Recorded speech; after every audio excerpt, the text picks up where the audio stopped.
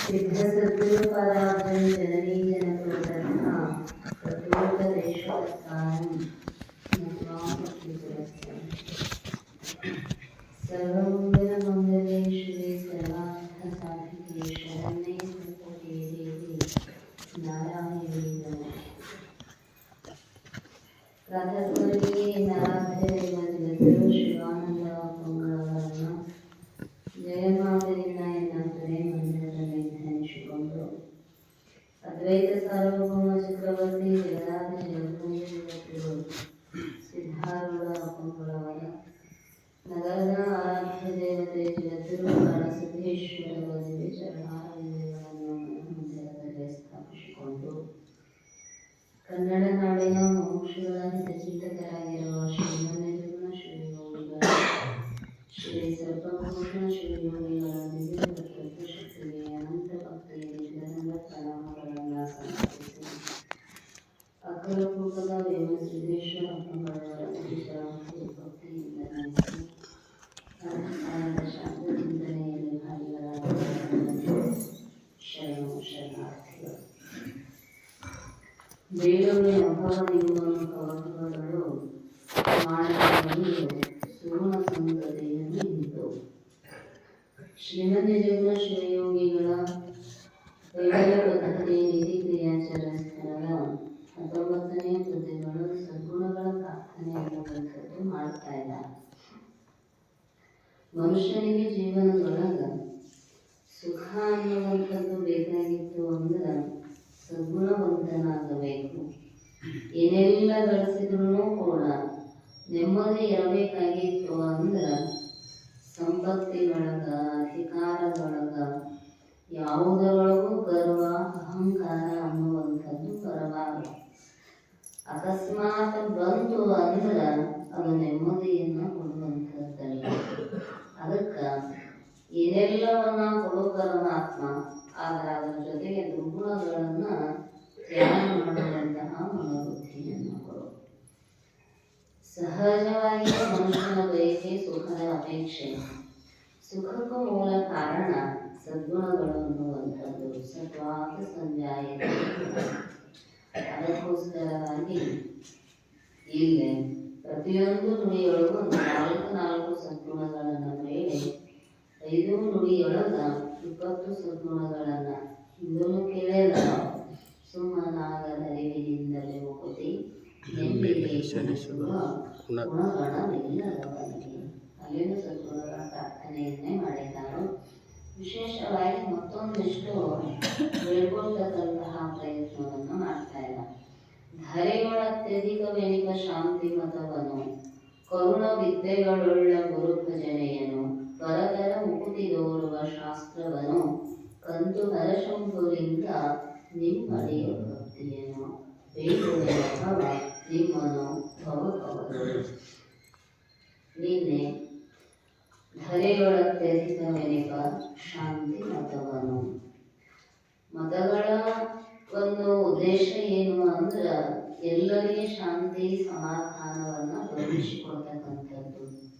ಜಗತ್ತಿನೊಳಗ ಅತ್ಯಂತ ಶ್ರೇಷ್ಠವಾಗಿರ್ತಕ್ಕಂಥದ್ದು ಅಥವಾ ಎಲ್ಲರಿಗೂ ಕೂಡ ಸುಖ ಶಾಂತಿಯನ್ನ ಕೊಡ್ತಕ್ಕಂಥದ್ದು ಯಾವುದು ಅಂದ್ರೆ ಶಾಂತಿ ಮತ. ಉಳಿದ ಎಲ್ಲ ಮತಗಳ ಒಂದು ಹೊಡೆದಾಟ ಅನ್ನುವಂಥದ್ದೇ ಇರುತ್ತೆ.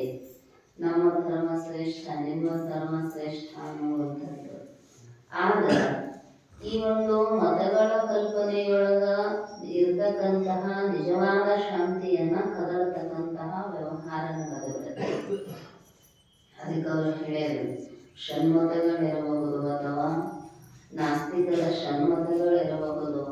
ಈ ಎಲ್ಲ ಮತಗಳೊಳಗೂ ಕೂಡ ಶಾಂತಿ ಮತವೇ ಬೇಕು ಅಂದಾಗ ಶಾಂತಿ ಎಲ್ಲಿ ನಮಗೆ ಸಿಗತೈತಿ ಅದನ್ನು ವಿಚಾರ ಮಾಡಬೇಕು. ಭಾಳ ಮಂದಿ ಹೋಗ್ತಾರೋ, ಭಾಳ ಮಂದಿ ಜೈಕಾರ ಹಾಕ್ತಾರೋ ಅದ ಯೋಗ್ಯತೆ ಅನ್ನುವಂಥದ್ದಲ್ಲ. ಯಾವುದು ಶ್ರೇಷ್ಠ, ಯಾವುದನ್ನ ಅನುಸಂಧಾನ ಮಾಡಿದ್ರೆ ನಮಗೆ ನೆಮ್ಮದಿ ಶಾಂತಿ ಅನ್ನುವಂಥದ್ದು ಸಿಗತೈತಲ್ಲ ಅದನ್ನ ವಿಚಾರ ಮಾಡಬೇಕು ಅಂತ. ಉಳಿದೆಲ್ಲ ಮತಗಳ ಖಂಡನೆಯನ್ನ ಮಾಡಿದ್ದಾರೆ. ಚಾರ್ವಾಕಾದಿ ಎಲ್ಲ ಮತಗಳಲ್ಲಿಯೂ ಕೂಡ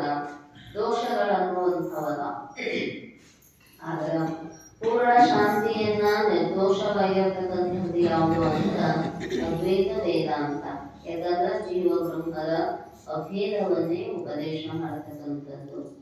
ಅಲ್ಲಿ ದ್ವೈತ ಇತ್ತು ಅಂದ್ರ ಭಯನೂ ಇರ್ತೈತಿ, ದುಃಖನೂ ಇರ್ತೈತಿ, ಭವನೂ ಇರ್ತೈತಿ. ಆಗ ಅದ್ವೈತ ಆಯ್ತು ಅಂದ್ರ ಯಾವುದೇ ರೀತಿಯ ದುಃಖ ಅನ್ನುವಂಥದ್ದು ಇರೋದಲ್ಲ. ನಮಗೊಂದಿಷ್ಟು ವಿಚಾರ ಅನ್ನುವಂಥದ್ದು ಬೇಕು. ಅದಕ್ಕೆ ಹೇಳ್ತಾರೆ, ಹಂಗ ಸುಮ್ನೆ ಎಲ್ಲಾ ಕಡೆಗಳು ಹೋಗಿ ಸುಮ್ನೆ ಎಲ್ಲಾರ ಬೆನ್ನ ಹತ್ತೆ ಜೀವನ ಹಾಳು ಮಾಡಿಕೊಳ್ಳುವುದಕ್ಕಿಂತಲೂ ಯಾರು ನಮಗೆ ನಿಜವಾದ ತತ್ವೋಪದೇಶವನ್ನ ಕರುಣಿಸ್ತಾರ, ಕರುಣೆಯಿಂದ ಕಳಕಳಿಯಿಂದ ಭವತಾಪದಿಂದ ನಮ್ಮನ್ನ ಬಿಡುಗಡೆ ಮಾಡುವ ಸಾಮರ್ಥ್ಯ ಯಾರಿಗೈತೋ ಅಂಥ ಪರಮ ಸದ್ಗುರುನಾಥನಿಗೆ ನಾವು ಶರಣಾಗತಿಯನ್ನ ಹೊಂದಬೇಕು. ಅದಕ್ಕೆ ಇದು ಹೇಳಿದ್ರು, ಧರೆಯೊಳತ್ಯಧಿಕವೆನಿವ ಶಾಂತಿ ಮತವನು ಕರುಣ ವಿದ್ಯೆಗಳುಳ್ಳ ಗುರು ಭಜನೆ. ಆ ಶಾಂತಿ ಮತವನ್ನ ಹೊಂದಬೇಕಾದ ಯಾವ ನಿಜವಾದ ಮತ ಅನ್ನುವಂತಹ ಪರಿಕಲ್ಪನೆ ನಮಗೆ ಬರಬೇಕಾಗಿತ್ತಂದ್ರ ಗುರುವಿನ ಕರುಣೆ ಇರಬೇಕಂತ.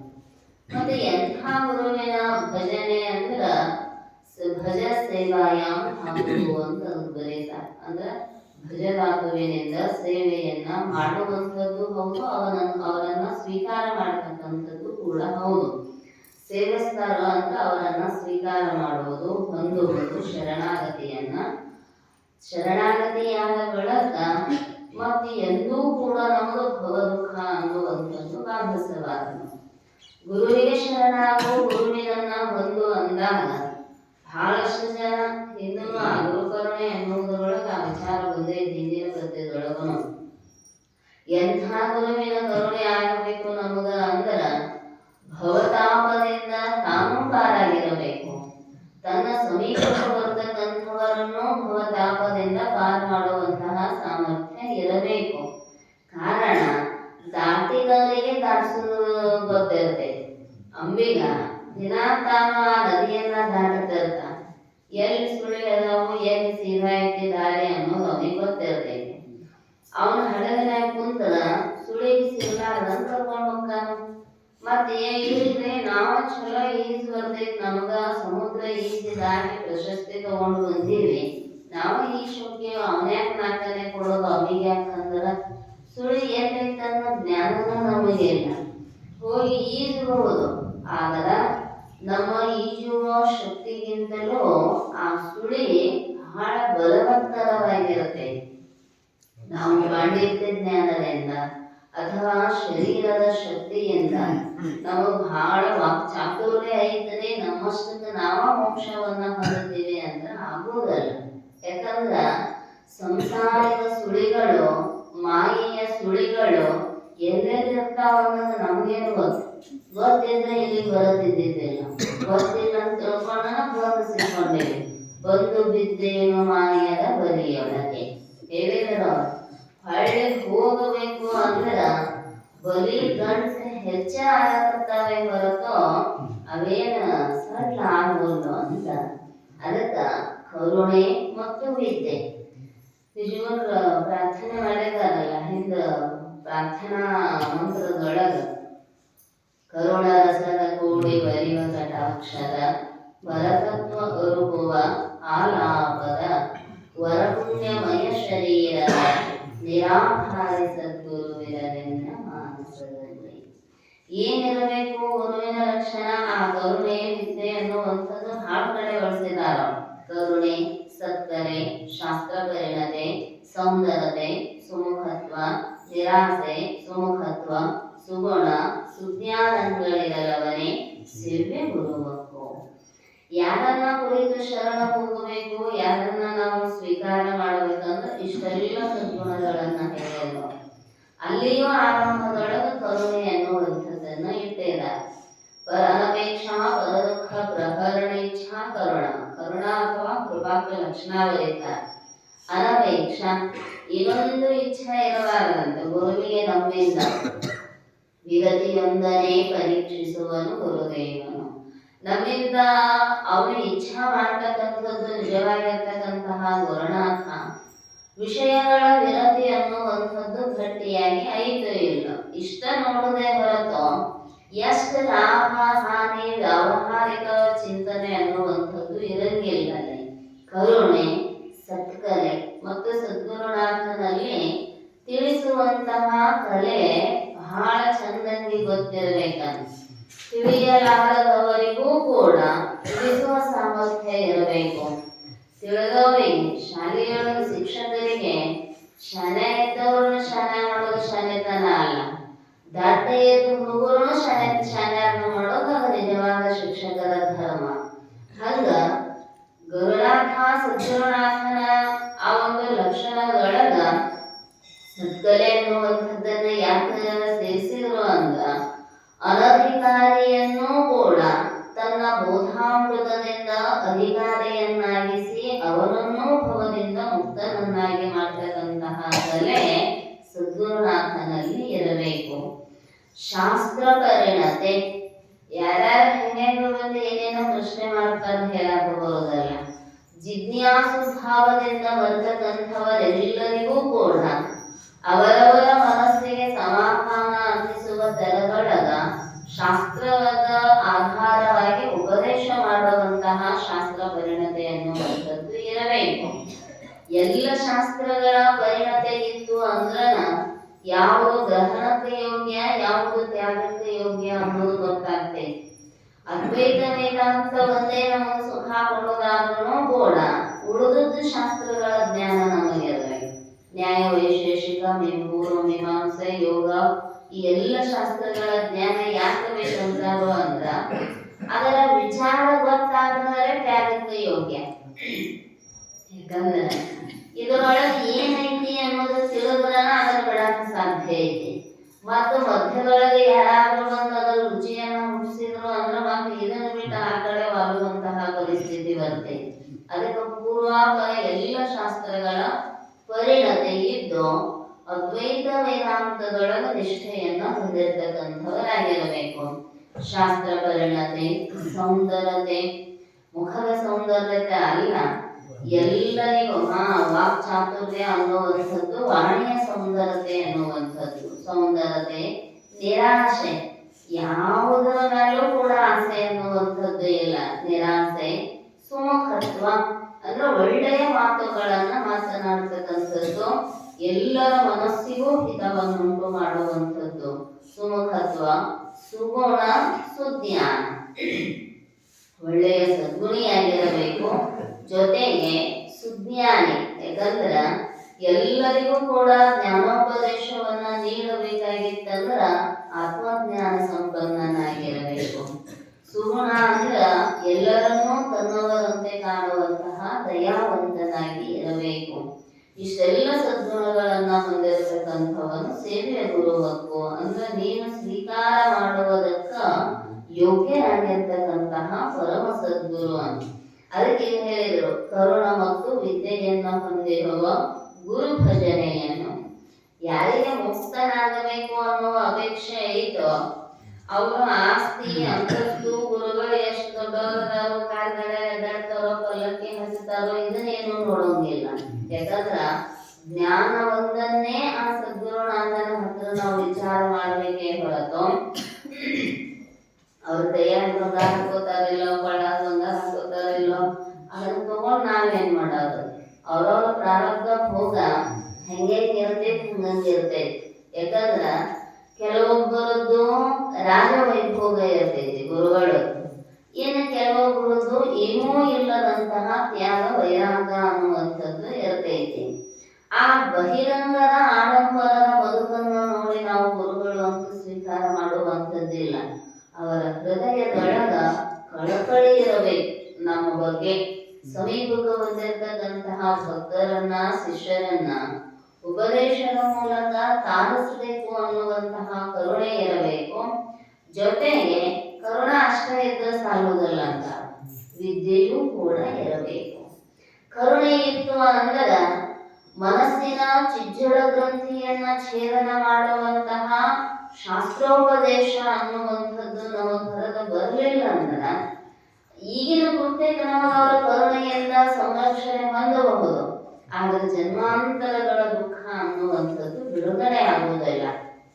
ಅದಕ್ಕೆ ಹೇಳಿದವರು ಕರುಣೆಯೂ ಇರಬೇಕು, ವಿದ್ಯೆಯೂ ಕೂಡ ಇರಬೇಕು. ಮತ್ತೆ ಕರುಣೆ ಇಲ್ಲದ ಬರೀ ವಿದ್ಯೆ ಇದ್ರೂ ಉಪಯೋಗ ಇಲ್ಲ.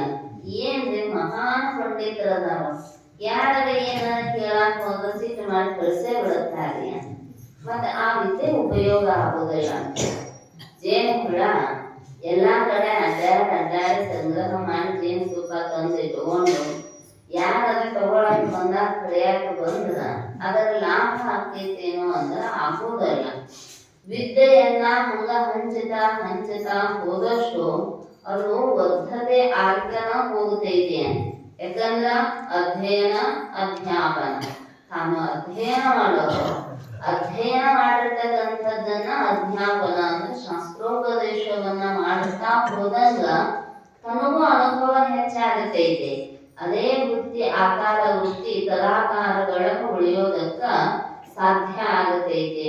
ಅದಕ್ಕೆ ಹೇಳಿದ್ರು ಕರುಣ ಮತ್ತು ವಿದ್ಯೆಗಳುಳ್ಳ ಈ ಜನನ ಮರಣ ರೂಪವಾಗಿರ್ತಕ್ಕಂತಹ ಸಂಸಾರಗಳನ್ನು ಬಿದ್ದು ಹೊರಡಾಡ್ತಕ್ಕಂತಹ ಸರ್ವ ಜೀವಿಗಳನ್ನು ಪಾರ ಮಾಡಬೇಕು ಅನ್ನುವ ಕರುಣೆ.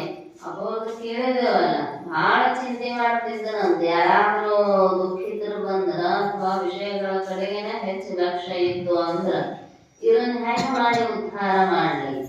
ಬಹಳ ಯಾವ ಶಾಸ್ತ್ರದ ಅಧಿಕಾರಿಗಳು ಅಷ್ಟ ಬರೋದಲ್ಲ, ವಿಚಾರ ಮಾಡಿದ್ದನ ಜಾತ್ರೆ ಪ್ರಾರಂಭ ಮಾಡೋನು, ಜಾತ್ರೆಗೆ ಮಂದಿ ಬರ್ತಾರೋ, ಜಾತ್ರೆಗೆ ಬಂದ್ರು ಅಂದ್ರೆ ಶಾಸ್ತ್ರ ಹೇಳೋಣ. ಅದಕ್ಕೆ ದೇವರು ಪಲ್ಲಕ್ಕಿಯ ವ್ಯವಸ್ಥೆ ಮಾಡೋದು ಜಗದ್ಗುರು ಶಿವಾನಂದ ಗೋಳು. ಅವರಿಗೆ ನಾ ದೇವ್ರನ್ಯಾಗ ಕೂಡ್ಬೇಕು, ಪಲ್ಲಕ್ಕಿ ಹತ್ತಿ ಮೇರೆಬೇಕು ಏನ್ ಆಸೆ ಇದ್ದಿದ್ದೇ ಇಲ್ಲ. ಅದು ಜಗಜ್ಜನನೇ ಶಬರಮ್ಮ ಕರುಣಿಸಿರ್ತಕ್ಕಂತಹ ಆಶೀರ್ವಾದ ಅಪ್ಪೋರಿಗೆ. ಆದ್ರ ಅದರ ಹಿಂದೆ ಒಂದು ಏನಿತ್ತು ಅಂದ್ರೆ ಉದ್ದೇಶ ಇತ್ತು ಅಪ್ಪೋರಿಗೆ. ಜಾತ್ರೆಯನ್ನ ನಿಮಿತ್ತ ಮಾಡಿಕೊಂಡು ಭಕ್ತ ಶಿಷ್ಯರಿಗೆ ಉಪದೇಶ ಮಾಡುವಂತಹ ಉದ್ದೇಶದಿಂದ ಜಾತ್ರೆಯ ವ್ಯವಸ್ಥೆಯನ್ನು ಮಾಡಿದರು. ಎಲ್ಲಾರು ತೇರ್ ಅಂದು ಕೂಡಲೇ ಶಾಸ್ತ್ರಕ್ಕಿಂತ ತೇರ್ ಅಂದು ಕೂಡಲೇ ಮಂದಿ ಬಾಳುತ್ತೆ. ಬೆಳ್ಳು ಬೆತ್ತಾಸ ಕೈಯಾಗಿ ಹಿಡ್ಕೊಂಡು ಹಂಗ ಬರ್ತಾರೋ ಮತ್ ಬಂದವ್ರು ತೇರ್ ಎಳಿತಾನ ಹೋಗೋದಿಲ್ಲ. ತೇರ್ ಎಳೆಯತನ ಶಾಸ್ತ್ರ ಹೇಳಿ ತೇರ್ ಎಳಿಸಿ ಕಳಿಸ್ಬೇಕು ಅಂತ ಅವ್ರ ಉದ್ದೇಶದಿಂದ ಜಾತ್ರೆಯನ್ನ ಇಟ್ಕೊಂಡಿದ್ದೇ ಹೊರತು ಎಲ್ಲ ಜ್ಞಾನಿಗಳ ಮಹಾತ್ಮರ ಉದ್ದೇಶ ಇದೈತಿ. ಯಾಕಂದ್ರ ಹೊರಗಿನ ತೇರು ಹೋಗುವಂಗ ದೇಹದ ತೇರು ಹೋಗಬೇಕಂತಾರ. ತೇರು ಸಾಗಿ ತಮ್ಮ ನೋಡಿರಿ ಈ ದೇಹವೆಂಬ ರಥವು ಸಾಗಿ ತಮ್ಮ ನೋಡಿರಿ. ಇದು ಹೆಂಗೈತಿ ಅಂದ್ರ ಹೊರಗಿನ ತೇರಿನಂಗ ಇದನ್ನ ಎಳಿಬೇಕಾಗಿತ್ತಂದ್ರ ನಮ್ಮಲ್ಲಿರ್ತಕ್ಕಂತಹ ಎಲ್ಲ ದುರ್ಗುಣ ದುರಾಚಾರಗಳನ್ನುವಂಥವು ದೂರ ಆಗಬೇಕು. ಎಲ್ಲಿ ಹೋಗಬೇಕು ಅಂದ್ರ ತೇರ ಎಲ್ಲರ ಸಂಧ್ಯಾಗ ಒಂದಾಗ ಹೊಲಸಿದ್ದಲ್ಲೇ ಹೋಗುವುದಿಲ್ಲ. ಎಳಿತೀರ ಕಡಪನ ತೇರು ಎಳಿತೀರ, ದೊಡ್ಡ ತೇರಿ ಎಲ್ಲಿ ಅಂದ್ರೆ ರಾಜಬೀದಿಯೊಳಗನ ಎಳಿಬೇಕದನ್ನ ಸ್ವಚ್ಛ ಮಾಡಿರ್ಬೇಕು. ಸ್ವಚ್ಛ ಮಾಡಿ ಅಲಂಕಾರ ಮಾಡಿ ಒಳಗೆ ದೇವರ ಕುಂದರ್ಶಿ ಎಳಿಬೇಕು. ದೇವರು ಅಥವಾ ದೈವಿ ಸ್ವರೂಪವಾಗಿರುವ ಮಹಾತ್ಮರನ್ನ ಕೂಡಿಸಿ ಸ್ವಚ್ಛವಾದ ಜಾಗದಾಗ ಎಳದರ ಅದಕ್ಕೊಂದು ಶೋಭೆ. ಹಂಗ ಇದನ್ನ ಎಳಿಬೇಕಾದ್ರೆ ಸಂಧ್ಯಾಗ ಒಂದ್ಯಾಗ ಹೊಲಸು ಜಾಗದಾಗ ಎಳಿಬಾರ್ದು. ಹೊಕ್ಕವೇಳಿ ಅತ್ತಲಿತ್ತ ಹೋಗದಂತೆ ಎಳವನ ಮಾಡಲಿಯ ತಂದೆ. ಸ್ವಚ್ಛ ಇರಬೇಕು ನಾವು ನಡೀತಕ್ಕಂತಹ ದಾರಿ. ಮತ್ತೆ ದಾರಿ ಸ್ವಚ್ಛ ಮಾಡಿ ಬರೀ ತೇರು ಎಳದ್ರ ನಡೀತೈತೆ ಅಂದ್ರೆ ತೇರು ಅನ್ನೋದಿಲ್ಲ. ಅದರೊಳಗೆ ಒಂದು ದೇವರ ಪ್ರತಿಷ್ಠಾಪನೆ ಅನ್ನುವಂಥದ್ದು ಅಥವಾ ಸದ್ಗುರುನಾಥನ ಪ್ರತಿಷ್ಠಾಪನೆ ಅನ್ನುವಂಥದ್ದು ಆಗಬೇಕು. ಈ ಯಾವಾಗ ದೇವರ ಗುರುನಾಥನ ಪ್ರತಿಷ್ಠೆಯಾಗಿ ಸ್ವಚ್ಛವಾದ ಮಾರ್ಗಗಳಲ್ಲಿ ನಡೀತಾನೋ ಮನುಷ್ಯ, ಅವನು ಹೋಗಿ ಆ ತೇರು ಹೋಗಿ ಏನದ ಮಾಡಿರ್ತೀರಲ್ಲ ಅಲ್ಲಿ ಮುಟ್ಟಿ ಹೊಳೆ ಬರ್ತೈತಿ ಬಾದಗಟ್ಟಿ, ಅಲ್ಲಿಗೆ ಹೋಗಿ ಹಳ್ಳಿ ಹೆಂಗೆ ಬರ್ತೈತೋ ಅಲ್ಲಿ ಹೊಳೆ ಬರೋದೈತಿ. ಈ ತೇರು ಹೋಗಿ ಒಮ್ಮೆ ಬಾದಗಟ್ಟೆ ಮುಟ್ಟಂದ್ರೆ ಹೊಳೆ ಬರುವುದಲ್ಲ. ಅದನ್ನ ಗುರು ಗೋವಿಂದನ ಪಾದ ಹಿಡಕೊಂಡೆ ಮುಂದೆಂದು ಭವವಿಲ್ಲದಂತೆ ಮಾಡಿಕೊಂಡೆ. ಬಂದದ್ದನ ಗುರುವಿನ ಪಾದವನ್ನ ಗಟ್ಟಿಯಾಗಿ ಹಿಡಿಯುವುದಕ್ಕ. ಆದ್ರೆ ಯಾರ ಕಾಲ ಹಿಡಿದ್ರೆ ಒಂದೊಂದು ಸ್ವಲ್ಪ ವಿಚಾರ ಇರ್ಬೇಕು. ನಾವು ಏನ್ ತುಳಿಯೋರ ಕಾಲ ಹಿಡಿದೇವೋ ಏನ್ ಮ್ಯಾಲೆ ಎತ್ತೋರ ಕಾಲ ಹಿಡಿದೇವೋ, ಇದು ಬಹಳ ಪರಾಮರ್ಶೆಯನ್ನ ಮಾಡಿ ಗುರುವಿನನ್ನ ಹೊಂದಿರಬೇಕು ಅಂತ. ಅದಕ್ಕೋಸ್ಕರವಾಗಿ ಹೇಳಿದರು ಅವರು ಕರುಣಾವಂತನಾಗಿರಬೇಕು. ನೋಡಿ ಮುಟ್ಟಿ ಮಾತನಾಡಿ ಎಲ್ಲ ಜೀವರನ್ನು ದೇವರಾಗಿಸುವ ಆಚಾರ್ಯ. ಕೆಲವೊಬ್ಬರ ಮೇಲೆ ದೃಷ್ಟಿ ಹರಿಸಿ ಉದ್ಧಾರ ಮಾಡ್ತಾನ, ಕೆಲವೊಬ್ಬರನ್ನ ಮುಟ್ಟಿ ಆಶೀರ್ವದಿಸಿ ಉದ್ಧಾರ ಮಾಡ್ತಾರ, ಇನ್ನು ಕೆಲವೊಬ್ಬರಿಗೆ ಉಪದೇಶವನ್ನ ನೀಡಿ ಉದ್ಧಾರ ಮಾಡ್ತಾರೆ. ಒಟ್ಟಾರೆ ಅವ್ರು ಹೆಂಗರೇ ಆಶೀರ್ವಾದ ಮಾಡ್ಲಿ, ಉದ್ದೇಶ ಏನೈತಿ ಅಂದ್ರೆ ಜೀವರನಿಗೆ ದೇವರಾಗಿಸುವ ಆಚಾರ್ಯ. ಜೀವಭಾವವನ್ನ ಬಿಡಿಸಿ ದೈವೀ ಭಾವದೊಳಗೆ ನಿಲ್ಲಿಸುವಂಥವನು ಪರಮ ಸದ್ಗುರುನಾಥ. ಆ ಕರುಣೆ ಇರಬೇಕು. ಯಾರು ಎಷ್ಟೇ ದುಃಖಿಗಳಾಗಿ ಏನೇ ಸಮಸ್ಯೆಗಳನ್ನ ಹೊತ್ತು ತಂದ್ರೂ ಕೂಡ ಸಮಾಧಾನದಿಂದ ಉತ್ತರ ಹೇಳಬೇಕು. ಅವರ ಜಿಜ್ಞಾಸತ್ವವನ್ನ ಪುಷ್ಟೀಕರಿಸಬೇಕಂತ ಅದು ಶಾಸ್ತ್ರ ಸಮ್ಮತವಾಗಿತ್ತು ಅಂದ್ರ, ಯಾಕಂದ್ರೆ ಸಂಶಯಗಳು ಬರುವುದಿಲ್ಲ ಅಂತಲ್ಲ, ಸಹಜವಾಗಿ ಕೇಳುವಾಗ ಸಂಶಯಗಳ ಬರಲೇಬೇಕು. ಬಂದಳ ತಿಳಿಯಾಕತೈತಿ ಶಾಸ್ತ್ರ ಅಂತದರ ಅರ್ಥ. ನೀನ್ ನಮ್ಮ ಕುಂಜನರಪ್ಪ ಒಂದು ಸಂಶಯ ತಗೊಂಡ್ ಬಂದಿದ್ರು, ಅಲ್ವೇ ಅವರ ಪುಣ್ಯ ಮಾಡ್ರಿ ಪಾಪ ಮಾಡ್ಬೇಡ್ರಿ ಅಂತ ಹೇಳ್ತೀರಿ. ಮತ್ತ ಪಾಪ ಮಾಡಿದ್ರ ನರಕ ಆಗ್ತೈತಿ, ಪುಣ್ಯ ಮಾಡಿದ್ರ ಸ್ವರ್ಗ ಆಗ್ತೈತಿ ಅಂತೀರಿ. ಅದಾವ ಏನ್ ಸುಮ್ಮನೆ ಹೇಳೋದು? ಹಿರಿಯಾಗ ಬಂದಿದ್ರು ದೊಡ್ಡವಿ ಹಿರಿಯ, ಅದಾವ ಏನ್ ಸುಮ್ಮನೆ ಹೇಳ್ತಿರೋ? ನಾಂದೆ ಅದಾವ ಅಂತ ಹೇಳೋದ್ರಿ ಅಂತ. ಇಲ್ರಿ ಮಂದಿ ಪಾಪ ಮಾಡಬಾರ್ದಂತ ಮತ್ ಸುಮ್ಮನೆ ಇವರ ಕಲ್ಪನಾ ಮಾಡ್ಕೊಂಡ್ ಹೇಳ್ತಾರೆ ಏನ್ರಿ ಅಂದ್ರು. ಶಾಸ್ತ್ರವೇ ನಮಗೆ ಪ್ರಮಾಣ ಐತಿ. ಯಾಕಂದ್ರೆ ವೇದದ ಮೊದಲ ಭಾಗದೊಳಗ ಕರ್ಮೋಪಾಸನೆಗಳನ್ನ ಹೇಳಿದ. ಹೇಳುವ ಉದ್ದೇಶ ಶಾಸ್ತ್ರಗಳ 3 ರೀತಿಯ ಮಾತುಗಳಲ್ಲ. ಒಂದು ರೋಚಕ ವಾಕ್ಯ, ಒಂದು ಭಯಾನಕ ವಾಕ್ಯ, ಒಂದು ಸಿದ್ಧಾಂತ ಬೋಧಕ ವಾಕ್ಯ. ಈ ಭಯಾನಕ ವಾಕ್ಯಗಳ ಉದ್ದೇಶ ಏನು ಅಂದ್ರ ಭಯ ಹುಟ್ಟಿಸೆ ಅನ್ಯಾಯ ಮಾರ್ಗದಿಂದ ನಮ್ಮನ್ನ ಈ ಕಡೆ ನ್ಯಾಯ ಮಾರ್ಗದ ಕಡೆಗೆ ತರ್ತಕ್ಕಂಥದ್ದು. ಉದ್ದೇಶ ಒಳ್ಳೆಯತನ. ಮತ್ತ ನೋಡಿ ಬಂದು ಹೇಳಿದವರು ಯಾರದಾರೆ ಅಂತ ಅವ್ರು ಕೇಳಿದ್ರು. ನೋಡಿ ಬಂದ ಅನುಭವವಾಗಿ ಕೇಳಿದ್ರ ನಾವು ಹೋದ್ರಿ. ಹೆಬ್ಬಳ್ಳಿ ಹನುಮಂತಪ್ಪ ಅಪ್ಪನಿಗೆ ಹೇಳಿದನ, ಯಪ್ಪ ಅಲ್ಲೆಲ್ಲ ಹಿಂಗಿಂಗ್ ಮಾಡ್ತಾರೆ ಅಂತ. ಗರುಡ ಪುರಾಣದೊಳಗೆ ಸ್ಪಷ್ಟವಾಗಿ ಬರೆದಿದ್ದಾರಂತದ್ರ ಬಗ್ಗೆ. ಅದಕ್ಕ ಇಂತಿಂತ ಪಾಪಕ್ಕೆ ಇಂತಿಂತ ಶಿಕ್ಷಾ ಕೊಡ್ತಾರೆ ಯಪ್ಪ ಅಂತ ಅಂದದನ್ನ ಅಪವಾದನ ಶಾಸ್ತ್ರದೊಳಗೆ ಹೇಳಿದ.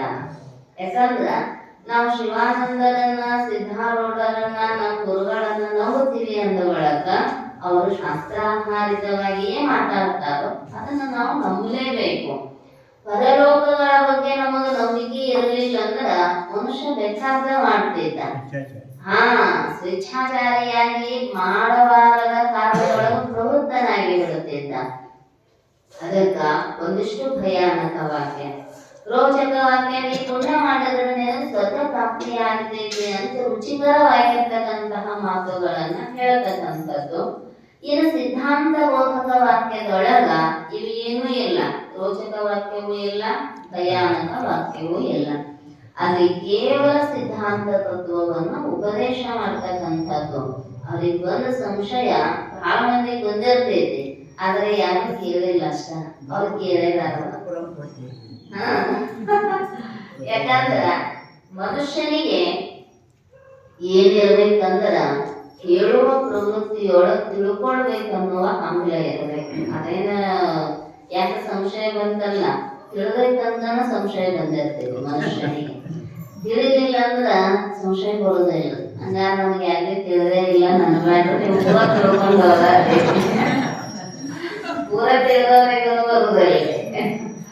ಅದಕ್ಕೋಸ್ಕರವಾಗಿ ಮನುಷ್ಯನ ಶಿಷ್ಯನ ಮನಸ್ಸಿನ ಸಂಶಯಗಳನ್ನ ನಿವಾರಣೆ ಮಾಡುವಂತಹ ವಿದ್ಯೆ ಸದ್ಗುರುನಾಥನ ಹತ್ರ ಇರಬೇಕಂತ.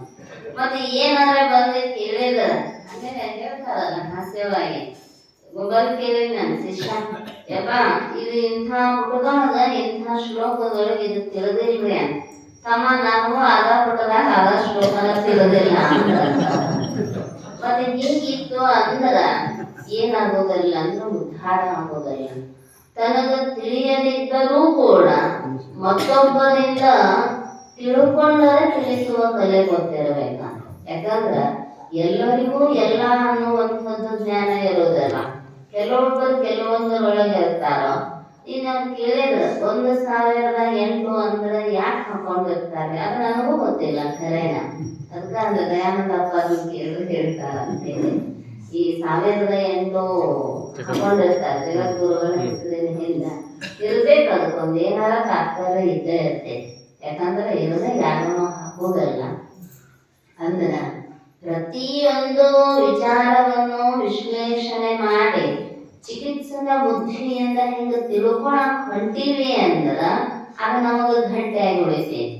ಚರ್ಚಾ ಮಾಡಿ ಸಂಶಯವನ್ನ ಅಲ್ಲಿ ನಾವು ಆರೋಪ ಮಾಡ್ಕೊಂಡು ಕೇಳಿದೇವೆ ಅಂದ್ರೆ ಗಟ್ಟಿಯಾಗಿ ಉಳಿದ್ಬಿಡುತ್ತೆ.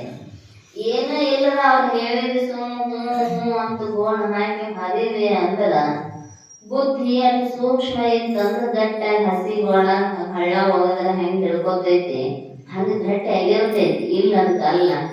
ಸ್ವಲ್ಪ ಹೊಯ್ದಾಟ ಇದ್ದಾಗ ಅದನ್ನ ವಿಮರ್ಶೆ ಮಾಡಬೇಕು, ಘರ್ಷಣೆಗೆ ಹಚ್ಚಬೇಕ. ಹಾಗೆ ಘರ್ಷಣೆ ಆಗಿ ಆಗಿ ಆಗಿ ಒಂದು ದಿನ ಅದು ಗಟ್ಟಿಯಾಗಿ ಬಿಡುತ್ತೈತಿ. ಅದಕ್ಕೆ ಗುರುವಿನಲ್ಲಿ ಕರುಣೆಯೂ ಇರಬೇಕು, ಶಿಷ್ಯನ ಮನದ ಸಂತಾಪವನ್ನು ದೂರ ಮಾಡತಕ್ಕಂತಹ ವಿದ್ಯೆಯೂ ಕೂಡ ಇರಬೇಕು. ಇಂಥ ಗುರುವಿನ ಸೇವೆಯನ್ನು, ಭಜನೆ ಅಂದ್ರೆ ಸೇವೆ. ಗುರು ಅನ್ನುವಂಥದ್ದು ಅರ್ಥ ನೋಡೇವ. ಅಜ್ಞಾನ ರೂಪ ಅಂಧಕಾರದಿಂದ ಸುಜ್ಞಾನ ರೂಪ ಬೆಳಕಿನಲ್ಲಿ ನಮ್ಮನ್ನ ಕರೆದುಕೊಂಡು ಹೋಗ್ತಕ್ಕಂಥವನು ಗುರುನಾಥ. ಪರತರ ಮುಗುದಿದೋರುವ ಶಾಸ್ತ್ರವನು. ಗುರುವಿನಲ್ಲಿ ಕರುಣೆಯೂ ಐತಿ, ಜೊತೆಗೆ ವಿದ್ಯೆಯೂ ಐತಿ. ಆದರೆ ಯಾವ ವಿದ್ಯೆ ಇರಬೇಕು ಅಂದ್ರ ಪರತರ ಮುಗುದಿ ತೋರುವ ಶಾಸ್ತ್ರವನ್ನು. ನನಗೆ ಎಂಥ ಶಾಸ್ತ್ರದ ಅಪೇಕ್ಷೆಯನ್ನ ಕರುಣಿಸು ಭಗವಂತ ಅಂದ್ರ ಈ ಸಾಮಾನ್ಯವಾಗಿರ್ತಕ್ಕಂತಹ ಮೋಕ್ಷದ ಲಕ್ಷಣ ಬಹಳ ಬರೋದಿಲ್ಲ. ಚಾರ್ವಾಕಾರೆ ಮತಸ್ಥರು ದೇಹ ಹೋಯ್ತು ಅಂದ್ರ ಮೋಕ್ಷ. ಆದ್ರ ದೇಹ ಕಾಲ ಒಳಗ ಬರುದಿಲ್ಲ ಅನ್ನೋದೇನು ಗ್ಯಾರಂಟಿ ಅಂತೇವ್ ನಾವು. ನೀ ಅತ್ತಾಗ ಹೋಗ್ತೀಯ ನಾ ಯಾವಾಗ ಬರ್ತೀನಿ ಅಂತ ಅತ್ತಾಗ ಹೋಗುದಿಲ್ಲ, ಸತ್ತಾಗ ಅತ್ತಾಗ ಏನ್ರಿ ಹೇಳಲ್ದನ ಹೋಗಿ ಬಿಟ್ಟು ಹೇಳಕ್ ಮಾಡಿ ಬರ್ತಾರ. ಮತ್ತ ಆಗ ಬರೋದಿಲ್ಲ, ಮತ್ತೊಂದು ಜನ್ಮವನ್ನ ತಗೊಂಡು ಬರ್ತಾರ. ಹೋಗುದಂತೂ ಸುಳ್ಳು, ಜ್ಞಾನ ಆಗುವ ಪರ್ಯಂತರ ನಾವು ಅತ್ತ ಹೋಗೋದೇ ಅಂತೀವಲ್ಲ, ಅತ್ತ ಯಾರು ಹೋಗೋದಿಲ್ಲ. ಯದ್ಗತ್ವಾದ ನಿವರ್ತಂತೆ ತದ್ಧಾಮ ಪರಮಮ್ಮ. ಅಲ್ಲಿ ಹೋಗಿ ಹೊಳೆ ಬರದೇ ಇರುವಂಥದ್ದು ಯಾವುದು ಅಂದ್ರೆ ತನ್ನ ಸ್ವರೂಪದ ಸ್ಥಿತಿ ಬಂದ. ಅದನ್ನ ಬಿಟ್ಟು ಉಳಿದದ್ದು ಎಲ್ಲವುಗಳು ಕೂಡ ಏನದಾವು ಅಂದ್ರೆ ಹೊಳೆ ಬರುವದಾವ. ಅವರು ದೇಹ ಮರಣವೇ ಮೋಕ್ಷ ಅಂದ್ರು, ದೇಹ ಮತ್ತು ಹೊಳೆ ಬರುವಂತಹ ದುಃಖ ಚಾರ್ವಾಕ ಮತದೊಳಗೆ ಇರತಕ್ಕಂಥದ್ದು. ಇನ್ನ ದುಃಖವೇ ನರಕ, ಸುಖವೇ ಸ್ವರ್ಗ, ಮರಣವೇ ಮೋಕ್ಷ ಅವ್ರ ಸಿದ್ಧಾಂತ ಇದೆ. ಏನ ಈಗ ಸುಖವಾಗಿ ಇರ್ತೀವೋ ಅದ ಸ್ವರ್ಗ, ಏನಾರ ಒಂದಿಷ್ಟು ದುಃಖ ಬಂತಂದ್ರ ಅದ ನರಕ. ಇಲ್ಲೇ ಅದಾವ ಸ್ವರ್ಗ ನರಕ, ಸಾಯ್ತೀವಲ್ಲ ಅದ ಮೋಕ್ಷ, ಮತ್ತೊಂದು ಏನು ಬೇರೆ ಇಲ್ಲ. ಆಗ ಕರ್ಮಗಳು ಎಲ್ಲಿ ತನಕ ಸರಿಯೋದಿಲ್ಲವೋ ಅಲ್ಲಿ ತನಕ ಜನ್ಮಾಂತರಗಳನ್ನುವಂಥದ್ದು ಬಿಡುಗಡೆ ಇಲ್ಲ. ನಾನು ತಿಳ್ಕೊಂಡೇವಿ ಹೋದ್ರ ಈ ಜನ್ಮ ನೀಗಿದ್ರ ಸಾಕಾಗೈತ್ರಿ. ಇದೊಂದು ಜನ್ಮ ನೀಗಿಸಿಕೊಳ್ಳೋದ ಕಷ್ಟ ಪ್ರಯತ್ನ ಮಾಡಿದೀವಿ ಅಂದ್ರ ಜನ್ಮಾಂತರಗಳನ್ನ ನೀಗಿಸಿಕೊಳ್ಳುವಂತಹ ವ್ಯವಸ್ಥೆ ಬಾಕಿ ಉಳಿತೈತಂತಾರ. ಒಟ್ಟಾರೆ ನಮಗ ಸರ್ವ ದುಃಖಗಳ ನಿವೃತ್ತಿ. ವೇದಾಂತದೊಳಗೆ ಅದನ್ನ ಹೇಳಿದ್ರು, ಒಂದ ದುಃಖ ಅಲ್ಲ ಸರ್ವ ದುಃಖಗಳ ನಿವೃತ್ತಿ ಅಂತ ಹೇಳಿದಾರೆ. ಇನ್ನ ಇಲ್ಲೇ ಅಲ್ಲಿ ಯಥಾರ್ಥವಾಗಿರ್ತಕ್ಕಂತಹ ಮೋಕ್ಷವನ್ನು ಕೂಡ ಚಾರ್ವಾಕರು ಹೇಳೋದಲ್ಲ. ಇನ್ನು ಬೌದ್ಧ ಶಾಸ್ತ್ರದೊಳಗಂತೂ ಉತ್ತರೋತ್ತರ, ಅಲ್ಲಿಯಿಂದ ಅಲ್ಲೇ ಅಲ್ಲಿಂದ ಅಲ್ಲೇ ಹಿಂಗ ಅವರು ಮೇಲಿನ ಲೋಕಗಳ ಬಗ್ಗೆ ಹೇಳ್ತಾರೋ. ಆದ್ರೆ ನೀ ಬ್ರಹ್ಮ ಲೋಕಕ್ಕೂ ಮಾತ್ರ ಹೊಳೆ ಬರಬೇಕಂತ ಶಾಸ್ತ್ರ ಹೇಳುತ್ತೆ. ಯಾಕಂದ್ರೆ ನೀ ಇಲ್ಲಿ ಸ್ವರೂಪ ಜ್ಞಾನ ಮಾಡಿಕೊಳ್ಳದೆ ಅಲ್ಲಿ ಮಾತ್ರ ಮಾಡ್ಕೊಳಕ್ ಹೊಳೆ ಇಲ್ಲೇ ಬರ್ಬೇಕು. ಪ್ರಭುಲಿಂಗ ಲೀಲೆಯ ಒಳ ಚಾಮರಸ್ಥರು ಬರೀತಾರ, ನೀ ಎಲ್ಲಿ ಪರ್ಯಂತರ ಹೋದ್ರು ದೇವರ ಹತ್ರನ ದೇವರ ಸಮಾನ ರೂಪ ಧಾರಣೆ ಮಾಡಿ ಸಾಲೋಕ್ಯಾದಿ ಪದವಿಗಳನ್ನ ಪಡೆದರು ನಿನಗೆ ನಿತ್ಯ ಮುಕ್ತತ್ವ ಅನ್ನುವಂಥದ್ದು ಇಲ್ಲ. ಮತ್ತೆ ಏನ್ ಮಾಡೋದ್ರಿ ಅಂದ್ರೆ ಇಲ್ಲೇ ಬರಬೇಕು. ಇದೇ ದೇಹವನ್ನ ತೊಡಬೇಕು, ಗುರುವಿಗೆ ಶರಣಾಗತಿಯಾಗಬೇಕು, ಸಾಧನೆಗಳನ್ನ ಸಂಪಾದನೆ ಮಾಡಿಕೊಂಡು ತಿಳ್ಕೊಂಡು ಜ್ಞಾನ ಸಂಪನ್ನನಾದವನೇ ಮುಕ್ತನಾಗ್ತಾನೆ ಹೊರತು ಹಂಗ ಮೋಕ್ಷ ಅನ್ನುವಂಥದ್ದು ಸಿಗುವುದಲ್ಲ. ಜ್ಞಾನ ಸ್ಥಳಗಳ ಕೇಳಿದರಲ್ಲ, ಸುಮ್ಮನಾಗದು ವಿಧಿಯೊಳೊಂದನೆ ಮುಗುತಿ, ಅಲ್ಲಿ ಸಾಧನೆಗಳನ್ನ ಹೇಳ್ತಾ ಹೋಗುತ್ತಾರ. ಸುಮ್ಮನೆ ಯಾವುದೂ ಆಗುವುದಿಲ್ಲ, ಸಾಧನೆಗಳು ಬಲವತ್ತರವಾಗಿ ಇರಬೇಕಂತ. ಹಾಗಾಗಿ ಬೌದ್ಧರು ಹೇಳ್ತಕ್ಕಂತಹ ಮೋಕ್ಷವು ಕೂಡ ಏನಲ್ಲ ಅಂದ್ರ ನಿಜವಾಗಿರ್ತಕ್ಕಂತಹ ಮೋಕ್ಷ ಅನ್ನುವಂಥದ್ದು ಅಲ್ಲ. ಇನ್ನು ನ್ಯಾಯಶಾಸ್ತ್ರದವರು 21 ದುಃಖಗಳ ನಿವೃತ್ತಿಗೆ ಮೋಕ್ಷ ಅಂತಾರೋ ಅವು ಹೇಳಿ ಮತ್ತು ಬರುತ್ತಾವ, ಜನ್ಮ ಬಂದಿಂದ ಮತ್ತು ದುಃಖಗಳು ಬರ್ತಾವು. ಇನ್ನು ಸಂಖ್ಯದವರು ತ್ರಿತಾಪಗಳ ದುಃಖ ನಿವೃತ್ತಿಗೆ ಮೋಕ್ಷ ಅಂತಾರ. ಇವೆಲ್ಲ ತಾತ್ಪೂರ್ತಿಕ ದುಃಖಗಳ ನಿವೃತ್ತಿ ಹೆಂಗೈತಿ ಅಂದ್ರ ಕರ್ಕಿ ಮ್ಯಾಲಿನಿಂದ ಕತ್ತರಿಸಿದಂಗೈತ. ಆ ಬೇರೆ ಸಮೇತ ಕೀಳಲಿಲ್ಲ ಅಂದ್ರ ಮೇಲ ಮೇಲ ಮೇಲ ಮೇಲ ಕಟಾವ್ ಮಾಡಿದೀವಿ ಅಂದ್ರ 1ಕ್ಕೆ 10 ಹೇಳ್ತಾವ. ಈಗ ಒಂದನೇ ಕುಳಿಗೆ ಎಷ್ಟು ಬಂದಿರ್ತೈತಿ, 2ನೇ ಕುಳಿಗೆ 3 ಬಿಸಿಲು ಉಳಿದಿರ್ತೈತಿ, 4ನೇ ಕುಳಿಗಂತೂ 5 10 ಉಳಿದಿರ್ತೈತಿ, ಕಡದ್ ದನಕ್ ಹಾಕ್ತಾರ. ಅಂದ್ರ ಮ್ಯಾಲ ಮ್ಯಾಲ ಕಳ್ಕೊಳ್ಳೋ ಪ್ರಯತ್ನ ಮಾಡಿದೀವಿ, ಒಂದು ಆಸೆಯನ್ನ ಮೇಲಿನಿಂದ ಕತ್ತರಿಸಿದ್ವಿ ಅಂದ್ರ ಅದಕ್ಕ 10 ಉದ್ಭವ ಆಗಿರ್ತಾವ. ಹಾಗೆ ಈ 21 ದುಃಖಗಳ ನೈಯಾಯಿಕರ ನಿವೃತ್ತಿ ಇರಬಹುದು, ಸಂಖ್ಯದ ತ್ರಿತಾಪ ದುಃಖ ನಿವೃತ್ತಿ ಇರಬಹುದು. ಇದು ನಿಜವಾದ ಮೋಕ್ಷವಲ್ಲ. ಅವ್ರು ಕೇಳಿದಾರೆ ಎಂಥದ್ದು ಅಂದ್ರ ಪರತರ ಮುಕುತಿಯ. ನಿಜಗುಣರು ಶಬ್ದ ಹೆಂಗ ಬಳಸಿದಾರೋ ಅಂದ್ರ ಯಾವುದೇ ದೋಷಗಳು ಬರಬಾರ. ಹಂಗ ಮೋಕ್ಷ ಅಂತ ಹೇಳಿದ್ರಂದ್ರ ಇವೆಲ್ಲ ಅದು ಅತಿವ್ಯಾಪ್ತಿ ದೋಷವನ್ನ ಹೊಂದುತ್ತಿತ್ತು. ಅತಿವ್ಯಾಪ್ತಿ, ಅವ್ಯಾಪ್ತಿ, ಅಸಂಭವ, ದೋಷತ್ರಯ ರಹಿತವಾಗಿರ್ತಕ್ಕಂತಹ ನಿರ್ದೋಷ ವಸ್ತುವನ್ನ ನಾವು ಕೂಡಬೇಕಾಗಿರ್ತಕ್ಕಂಥದ್ದು. ಅದಕ್ಕೆ ಅವ್ರು ಹೇಳಿದ್ರು ಈ ತ್ರಿತಾಪಗಳ ದುಃಖ ನಿವೃತ್ತಿಯೂ ಕೂಡ ಏನಲ್ಲ ಅಂತ ಮೋಕ್ಷ ಅಲ್ಲ. ಇನ್ನು ಯೋಗಶಾಸ್ತ್ರದೊಳಗ ಯವನಿಯವಾದಿ ಅಷ್ಟಾಂಗ ಸಾಧನೆಗಳನ್ನ ಹೇಳ್ಯಾರ. ಪರಮಾನುಭವೋದಯೊಳಗ ಸಗುಣ ಅಷ್ಟಾಂಗ ಯೋಗಗಳ ಬಗ್ಗೆ ಹೇಳಿ ನಿರ್ಗುಣ ಅಷ್ಟಾಂಗ ಯೋಗ ಸಾಧನೆಯನ್ನ ಹೇಳ್ತಾರೆ. ಅಲ್ಲೇ ಯಮ, ನಿಯಮ, ಆಸನ, ಪ್ರಾಣಾಯಾಮ, ಪ್ರತ್ಯಾಹಾರ, ಧಾರಣ, ಧ್ಯಾನ, ಸಮಾಧಿ, ಈ ಅಷ್ಟಾಂಗಗಳ ಸಾಧನೆಯೇ ಮೋಕ್ಷ. ಈ ಸಮಾಧಿ ಹತ್ತು ಬಿಡ್ತಂದ್ರ ಮತ್ತು ಹೊಳ್ಳಿ ಜನ್ಮಗಳು ಇಲ್ಲಂತ. ಆಗ ಹಂಗಾಗೋದಿಲ್ಲಂತ ವೇದಾಂತಿಗಳು ಹೇಳ್ತಾರೆ. ಯಾಕಂದ್ರ ವೃತ್ತಿಯ ಕೆಲಸ ಐತಿ ಸಮಾಧಿಯೊಳಗ, ವೃತ್ತಿ ಪೂರ್ಣ ಅಡಗಬೇಕು. ಯಾಕಂದ್ರ ವೃತ್ತಿಯು ಜಡವಾಗಿರೋದರಿಂದ ಸಮಾಧಿ ಉತ್ಥಾನ ಅನ್ನುವಂಥದ್ದು ನಡೀತೈತೆ. ಆದ್ರ ಪೂರ್ಣ ಏನೂ ಹೇಳಲಿಕ್ಕೆ ಬಾರದೇ ಇರುವಂಥದ್ದು ತನ್ನ ಸ್ವರೂಪ. ಈ ಯೋಗಶಾಸ್ತ್ರದಿಂದಲೂ ಪರತರ ಮೋಕ್ಷ ಅನ್ನುವಂಥದ್ದು ಆಗೋದಿಲ್ಲ. ಯಾಕಂದ್ರ ಇಲ್ಲಿ ಜೀವ ಬ್ರಹ್ಮರ ಏಕತ್ವದ ನಿಶ್ಚಯ ಸಿದ್ಧ ಆಗಿಲ್ಲ, ಇನ್ನು ಭಿನ್ನ ಜ್ಞಾನ ಅನ್ನುವಂಥದ್ದು ಉಳಿತೈತೆ. ಇನ್ನ ಮತ್ತ ಅವರಲ್ಲಿ ಜಗತ್ ಸತ್ಯತ್ವದ ಭ್ರಾಂತಿ ಅನ್ನುವಂಥದ್ದು ಪೂರ್ಣ ನಿವೃತ್ತಿ ಆಗಿಲ್ಲ. ಇನ್ನು ಶೈವ ಸಿದ್ಧಾಂತ ಶಾಸ್ತ್ರದೊಳಗ ನಿನ್ನೆ ಹೇಳಿನಲ್ಲ, ಶಿವನ ಸಮಾನವಾಗಿ ಶಿವನಂತೆ ಇರುವಂಥದ್ದು ಅಂತ ಶೈವ ಸಿದ್ಧಾಂತ. ಅದ ಸಾರೂಪ್ಯ, ಸಾಲೋಕ್ಯ, ಸಾರೂಪ್ಯ, ಸಾಮೀಪ್ಯ, ಸಾಯುಜ್ಯ. ಸಾಲೋಕ್ಯ ಅಂದ್ರ ಅವನ ಶಿವನ ಲೋಕದೊಳಗೆ ಹೋಗಿರ್ತಕ್ಕಂಥದ್ದು. ಸಾರೂಪ್ಯ ಅಂದ್ರೆ ಶಿವನಂತೆ ರೂಪವನ್ನ ಧಾರಣೆ ಮಾಡೋದು. ಸಾಮೀಪ್ಯ ಅಂದ್ರೆ ಶಿವನ ಸಮೀಪದೊಳಗಿರುವುದು. ಸಾಯುಜ್ಯ ಅನ್ನುವಂಥದ್ದು ಅವನನ್ನು ಕೂಡುವುದು. ಇವೆಲ್ಲವುಗಳು ಕೂಡ ಏನದಾವ ಅಂದ್ರ ಅಲ್ಲಿ ಇನ್ನೂ ಐಕ್ಯತ್ವ ಸಿದ್ಧಿಸುವುದಿಲ್ಲ ಅಂತಾವ. ಅದಕ್ಕೋಸ್ಕರವಾಗಿ ಈ ಯಾವ ಶಾಸ್ತ್ರಗಳಿಂದಲೂ ಈ ಯಾವ ಮೋಕ್ಷಗಳಿಂದಲೂ ನಮಗ ಜನ್ಮಾದಿಗಳ ಬಿಡುಗಡೆ ಇಲ್ಲ. ಪರತರ ಮುಕುತಿ ತೋರುವ ಶಾಸ್ತ್ರವನು, ಇವರೆಲ್ಲರ ಶಾಸ್ತ್ರವನ್ನ ಸ್ವೀಕಾರ ಮಾಡಿದ್ವಿ ಅಂದ್ರ ಮತ್ತು ಒಂದಿಷ್ಟು ಉಳಿದ ಬಿಡತೈತ. ಅದಕ್ಕೆ ಹೇಳಿದರು, ನಿನ್ನನ್ನ ನಿನಗ ತಿಳಿಸಿಕೊಡುವಂತಹ ಜೀವಭಾವವನ್ನು ಕಳೆದು ಬ್ರಹ್ಮಭಾವದಲ್ಲಿ ನಿಲ್ಲಿಸುವಂತಹ ವೇದಾಂತ ಶಾಸ್ತ್ರವೊಂದನ್ನ ಹೊರತುಪಡಿಸಿ ಉಳಿದುದು ಸ್ವೀಕಾರಕ್ಕೆ ಯೋಗ್ಯ ಅಲ್ಲ ಅಂತಲ್ಲ. ಎಷ್ಟೋ ಅಷ್ಟೋ ಪೂರಕವಾಗಿರ್ತಕ್ಕಂತಹ ಸ್ವೀಕಾರ ಮಾಡಬೇಕಂತ ತಿಳಿಬೇಕು, ಅದನ್ನ ಕೈ ಬಿಡಬೇಕು. ಇದನ್ನು ತಿಳಿದರ ಮಾತ್ರ ಅದ ಕೈ ಬಿಡುವುದರಿಂದ ಅದು ಆ ಸ್ವರೂಪವಾಗಿಯೇ ಉಳ್ಕೊಂಡು ಬಿಡುತ್ತಾನೆ. ಬ್ರಹ್ಮವಿತ್ ಬ್ರಹ್ಮೈವ ಭವತಿ. ಇದರೊಳಗೆ ಬ್ರಹ್ಮಾನುಭವವನ್ನ ಮಾಡಿಕೊಡ್ತಕ್ಕಂಥದ್ದು. ಅದಕ್ಕೆ ಹೇಳಿದ್ರು ಅವರು, ಈ ಶೈವ ಸಿದ್ಧಾಂತದೊಳಗೂ ಸಜಾತಿಯ ಭೇದ. ಶಿವನಂತೆ ಶಿವ ಅಂದ್ರೆ ಇದೊಬ್ಬ ಶಿವ ಇದೊಬ್ಬ ಶಿವ ಒಳಗ್ನಲ್ಲಿ. ಆದ್ರ ವಸ್ತು ಹೆಂಗೈತಿ ಆತ್ಮ ಅಂದ್ರ ಸ್ವಗತ ಸಜಾತಿ ವಿಜಾತಿ ಭೇದತ್ರಯ ರಹಿತವಾಗಿರ್ತಕ್ಕಂಥದ್ದು, ಪೂರ್ಣ ರೂಪವಾಗಿರ್ತಕ್ಕಂಥದ್ದು.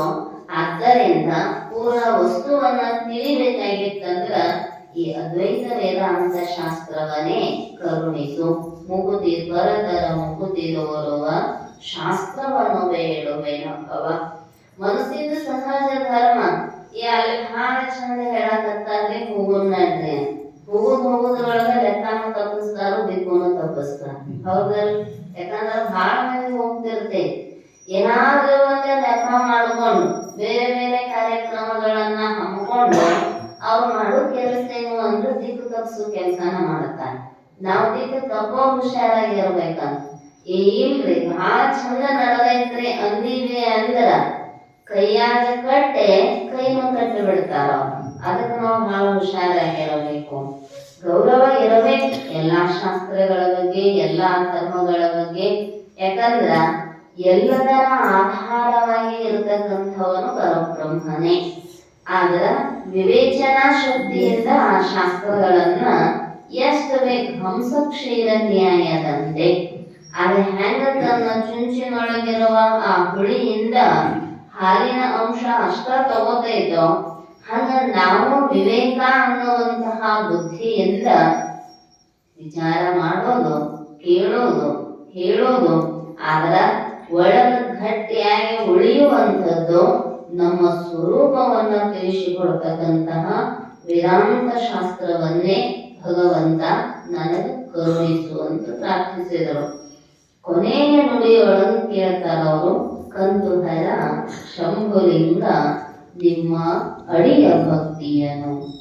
ನಮಗೆಲ್ಲರಿಗೂ ಬೇಕಾಗಿರ್ತಕ್ಕಂಥದ್ದು ಏನು ಅಂದ್ರ ಕಂದುವಿನ ಕಾಟವನ್ನ ಕೆಡಿಸಿಕೊಳ್ತಕ್ಕಂಥದ್ದು, ಕಾಲನ ಕಾಟವನ್ನ ಕೆಡಿಸಿಕೊಳ್ತಕ್ಕಂಥದ್ದು. ಕಾಲನಿಗೆ ಕಂದುವನ್ನು ಶಬ್ದವನ್ನು ಬಳಸಿದಾರ. ಕಾಮನನ್ನ ಕಾಲನನ್ನ ಮಾಯೆಯನ್ನ ಮೀರಬೇಕಾಗಿತ್ತು ಅಂದ್ರ ಹಿಂದೆ ಕಾಲ ಕರ್ಮ ಮಾಯೆ ಎಂಬಿವನು ಗೆಲ್ಲಬಹುದು. ವಿಶಾಲಮತಿಗಳು ಶಿವಭಕ್ತಿಯುಕ್ತರಾಗಿರೆ. ವಿಶಾಲಮತಿಗಳು ಅಂತ ಶಬ್ದ ಬಳಸಿದ್ದನ್ನ ಭಕ್ತಿಯ ಮಾರ್ಗಾಪೇಕ್ಷಿಗಳಾಗಿರ್ತಕ್ಕಂಥವರು. ಕೆಲವೊಬ್ಬರಿಗೆ ಸಂಕುಚಿತ ಭಕ್ತಿ ಇರುತ್ತೆ. ಈ ಸಂಕುಚಿತ ಮನೋಭಾವನೆಯಿಂದ ಭಕ್ತಿ ಮಾಡಿದ್ರು ಅಂದ್ರ ಅವರಿಗೆ ಕಾಮಕರ್ಮ ಮಾಯೆಯಿಂದ ಬಿಡುಗಡೆ ಇಲ್ಲ. ಅವ್ರು ಮತ್ತಿಷ್ಟು ಬಂಧನಕ್ಕೂ ಒಳಗಾಗುತ್ತಾರೆ. ಭಕ್ತಿ ಮಾಡಿದ್ದು ವಿಷಯಗಳ ಅಪೇಕ್ಷೆಯಿಂದ ಕೊಡ್ತಾನ ಭಗವಂತ, ಇಲ್ಲಂತಲ್ಲ. ಆದ್ರೆ ಇದೇನ್ ಮೂಲ ಉದ್ದೇಶ ಐತಲ್ಲ, ಯಮನಿಂದ ಕಾಮನಿಂದ ಮಾಯೆಯ ಪ್ರಾಪಂಚಿಕ ವ್ಯವಸ್ಥೆಯಿಂದ ಬಿಡುಗಡೆ ಆಗುವುದಿಲ್ಲ ಅಂತ. ನಮಗೆ ಮುಖ್ಯವಾದ ಉದ್ದೇಶ ಅದೇ ಇರಬೇಕು. ಯಾಕಂದ್ರೆ ಒಂದಿಷ್ಟು ಮರಣದ ಭಯ ಇರಬೇಕು.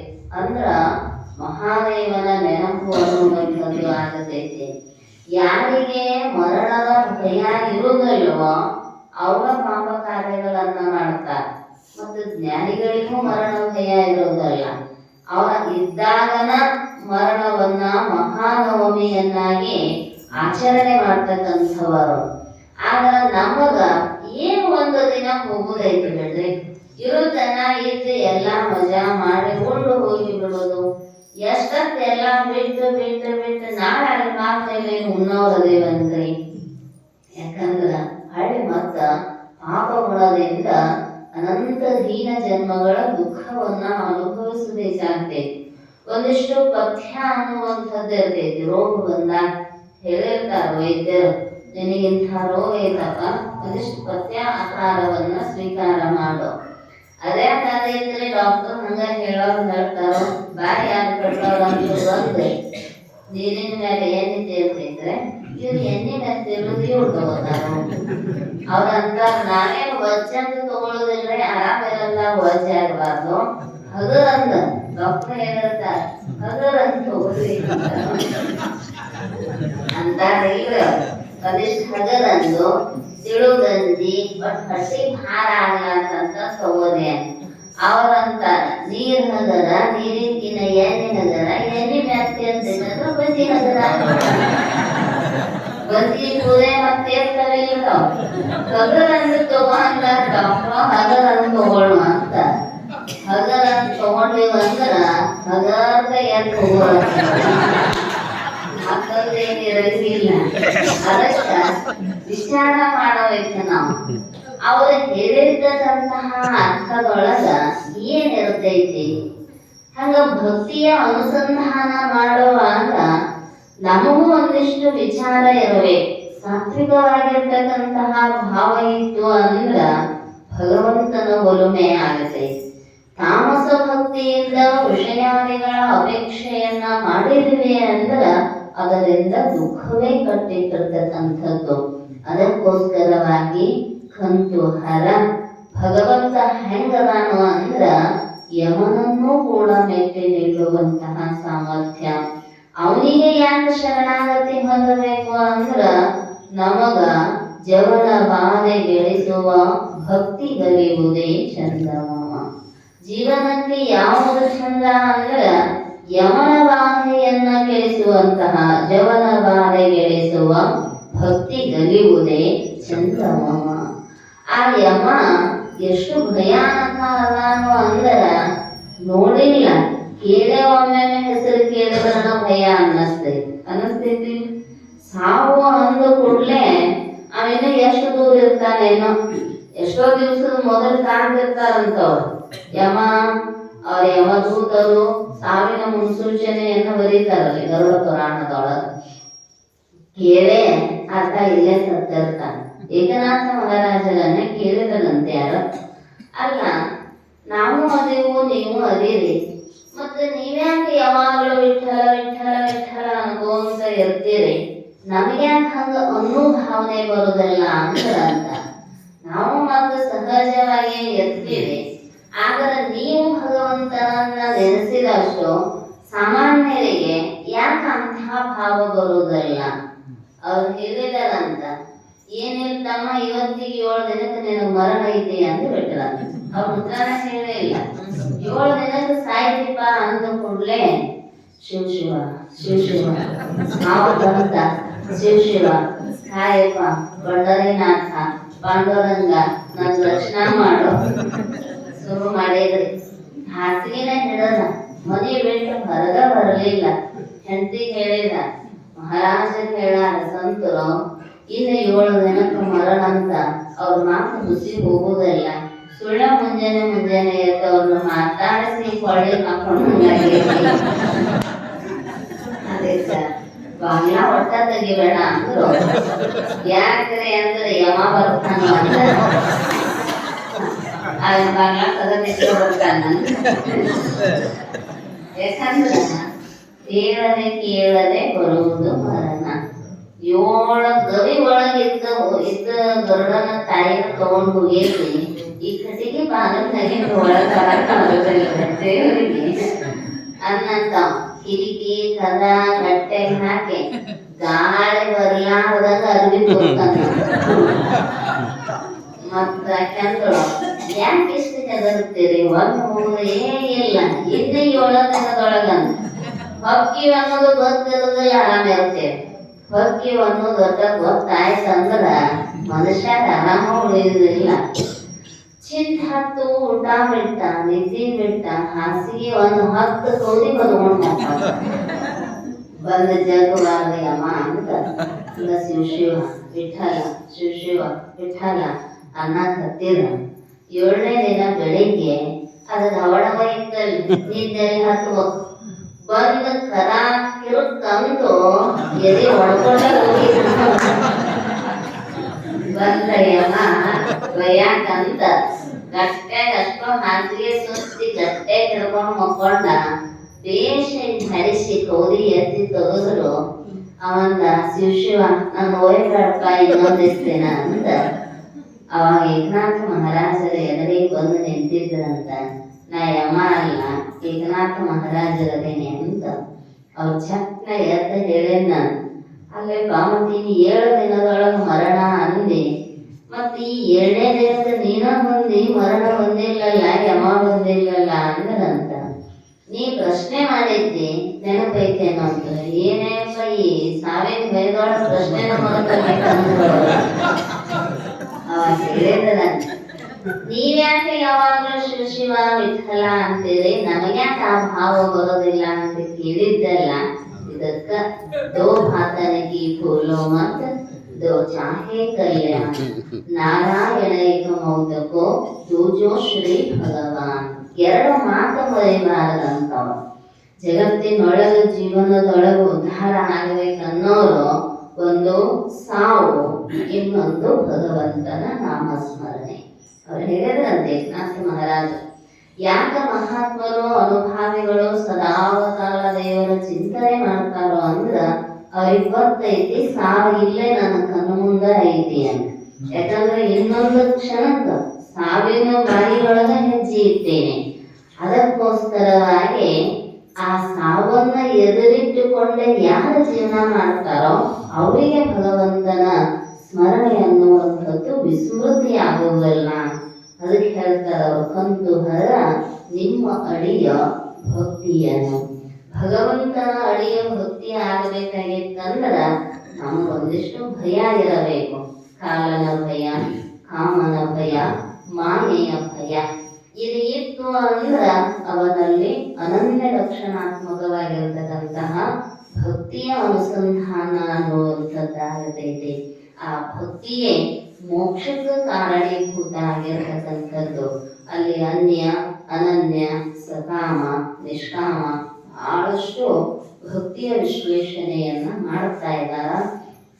ಒಟ್ಟಾರೆ ಪೂಜ್ಯವಾದ ದೇವರಲ್ಲಿ, ಗುರುವಿನಲ್ಲಿ ಪ್ರೇಮವನ್ನ ಇಡತಕ್ಕಂಥದ್ದು ಭಕ್ತಿ. ಹೇಳಿದ್ರಲ್ಲ, ಬೆಳ್ಕೊಂಡದ್ದೇನಾಯ್ತು, ನನ್ನ ತಲೆ ನಿಮ್ಮ ಪಾದದೊಳಗಿರ್ಲಿ ಅನ್ನೋದು ಬಿಟ್ಟ ನಿಮ್ಮ ಪಾದ ನನ್ನ ತಲೆಯೊಳಗಿರ್ಲಿ ಅಂದ್ರ ಅದು ತುಂಬಿ ಹೂವಾಯ್ತು ಮನುಷ್ಯ ಜನ್ಮವನ್ನ ಹೋಗಿ. ಅದಕ್ಕ ಭಕ್ತಿಯ ಮಾರ್ಗದೊಳಗ ಬೇಡಿದ್ದು ಸಿಗ್ತೈತಿ. ಆದ್ರೆ ಬೇಡುವಾಗ ಏನು ಬೇಡಬೇಕನ್ನುವಂಥದ್ದು ನಮಗ ಗೊತ್ತಿರಬೇಕು. ಅದರ ಪ್ರತಿಫಲವಾಗಿ ನಮಗ ಸಿಗ್ತಾವ ನಾವು ಬೇಡಿದ್ದೆಲ್ಲವೂ ಕೂಡ. ಅದಕ್ಕೋಸ್ಕರವಾಗಿ ಬೇಡತಕ್ಕಂಥದ್ದು ಒಂದ ಆವ ಕಾಲದೋಳ್ ಬೆಳಿಗಾವ ದೇಶದೋಳ್ ಬೇರಾವ ವಸ್ತುವಿನೋಳ್ ಒಡವೆರೆಯದ ಅತಿಮಮತೆ ಆವ ಪರಿಯಲೆ ತನ್ನ ಬೇರೆಪ್ಪುದಂತೆ ಗುರುದೇವತೆಯೋಳ್ ಅನುರಾಗ ವಿಹುದೆ ನಿಜ ಭಕ್ತಿ. ಯಾರೆಲ್ಲ ನಿಜ ಭಕ್ತಿಯ ಅನುಸಂಧಾನ ಮಾಡಿದಾರೋ ಅವರೆಲ್ಲ ಸ್ವರೂಪ ಸ್ಥಿತಿಯನ್ನ ಹೊಂದಿ ಮುಕ್ತರಾಗಿಯೇ ಹೋಗಿಲ್ಲ. ಅದಕ್ಕೋಸ್ಕರವಾಗಿ ಈ 19ನೇ ಪದ್ಯದ ಕೊನೆಯೊಳಗ ಮೊದಲನೆಯ ಸಾಧನೆಯನ್ನ ಪ್ರಾರ್ಥನೆ ಮಾಡ್ತಾರ. ಭಕ್ತಿಯಿಂದ ಮೋಕ್ಷ ಅನ್ನುವಂಥದ್ದು ಕೊನೆಯ ಘಟ್ಟವನ್ನ ತಲುಪ್ತಕ್ಕಂಥದ್ದು. ಬೇಡುವೆನ ಭವ ನಿಮ್ಮನು ಭವಭವದಳು ಮಾಡೆನ ಒಲಿದು ಸುಗುಣ ಸಂತತಿಯನು ಎಂದು ಕಂತುಹರ ಶಂಭುಲಿಂಗ ನಿಮ್ಮಡಿಯ ಭಕ್ತಿಯನು. ಶಂಭುಲಿಂಗ ಅಂದ್ರೆ ಸುಖವನ್ನ ಕೊಡುವಂತಹ ಲಿಂಗ ಸ್ವರೂಪಿಯಾಗಿರ್ತಕ್ಕಂತಹ ಹೇ ಭಗವಂತ, ನನಗೆ ಇಂಥದೇ ಸದ್ಗುಣಗಳನ್ನ ಕರುಣಿಸು. ಸದ್ಗುಣದಿಂದ ಹೃದಯ ಶುದ್ಧಿ, ಶುದ್ಧಾಂತಕರಣದಲ್ಲಿ ಜ್ಞಾನ, ಜ್ಞಾನದ್ವಾರ ಮೋಕ್ಷ. ಶಾಸ್ತ್ರದ ಒಟ್ಟು ಅಭಿಪ್ರಾಯ ಏನು ಅಂದ್ರ ಸುಖವನ್ನ ಬಯಸ್ತಕ್ಕಂಥದ್ದು ಶಾಸ್ತ್ರ ನಮಗೆ ಸುಖವನ್ನೇ ತೋರುವಂಥದ್ದು. ಅಂಥ ಶಾಸ್ತ್ರಾನುಸಂಧಾನವನ್ನ ಸತತ ಇದು 1 ತಿಂಗಳಲ್ಲಿ 12 ತಿಂಗಳು ನಿಮ್ಮ ಶಾಸ್ತ್ರ ಚಿಂತನೆ ಅನ್ನುವಂಥದ್ದು ಸಾಗತೈತಿ. ಏನೋ ಶಿವಾನಂದಪ್ಪಂದು, ಸಿದ್ಧಾರೂಢಪ್ಪ ಅವರ ಅನುಗ್ರಹ, ದಯಾನಂದಪ್ಪ ಅವರ ಕೃಪೆಯಿಂದ ಇಷ್ಟು ಸುಸೂತ್ರವಾಗಿ ಎಂಥ ಮಳೆ ಹತ್ತಿದ್ರು ಬಂದಿದ್ರು. ನಿಮಗೂ ಒಂದು ಧನ್ಯವಾದ. ಯಾಕಂದ್ರೆ ನಮ್ಮನ್ನಂತೂ ರಾಮಪ್ಪ ಗಾಡ್ಯಾಗ ಕರ್ಕೊಂಡು ಬರ್ತಾರೆ. ಮಳಿದೇನಿಲ್ಲ, ನಿಮ್ಮೆಲ್ಲರೂ ಪಾಪ ದೂರದಿಂದ ನಡ್ಕೊಂಡು ಬಂದ ಶಾಸ್ತ್ರ ಅದು ಅಪೇಕ್ಷೆ ಇದ್ರನ ಕರ್ಕೊಂಡು ಬರ್ತೈತಿ. ಅಪೇಕ್ಷೆ ಇರಲಿಲ್ಲ ಅಂದ್ರೆ ನೆಪ ಹೇಳ್ತೈತಿ. ನಾನು ಮೊದಲು ಶಾಸ್ತ್ರಕ್ಕೆ ಮಠಕ್ಕೆ ಹೋಗುವಾಗ ಅಲ್ಲಿ ಹುಡುಗ ಸಾಕಂದ್ರೆ ಶಾಸ್ತ್ರ ಬಿಟ್ಬಿಡ್ತಿದ್ದೆ.